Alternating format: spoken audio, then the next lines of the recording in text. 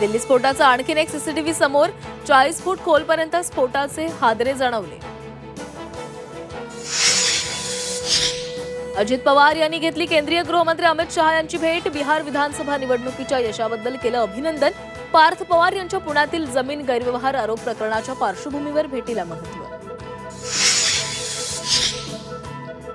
झी24 तासनं उघड केलेल्या पुणे जमीन गैरव्यवहार प्रकरणी शीतल तेजवानीला पोलिसांची नोटीस, चौकशीला हजर राहण्याचे आदेश। बिहार निवडणुकीच्या निकालानंतर मुंबई महानगरपालिका काँग्रेस स्वबळावर लढणार असल्याची सूत्रांची माहिती।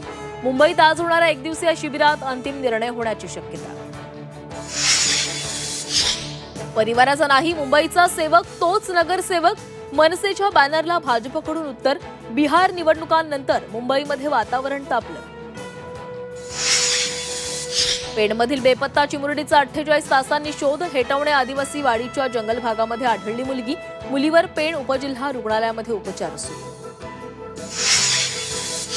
सह्याद्री व्याघ्र प्रकल्पामध्ये ताराची डरकाळी घुमणार, ताडोबातील चंदा वाघीण सह्याद्रीत दाखल, ऑपरेशन तारा अंतर्गत वाघिणीचे स्थलांतर।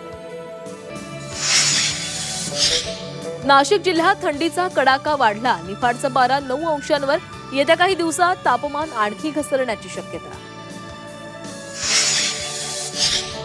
रविवारी पश्चिम मध्य हार्बर या तिन्ही रेल्वे मार्गांवर मेगा ब्लॉक, देखभाल दुरुस्तीच्या कामासाठी मेगा ब्लॉक, रेल्वेचे वेळापत्रक कोलमडणार।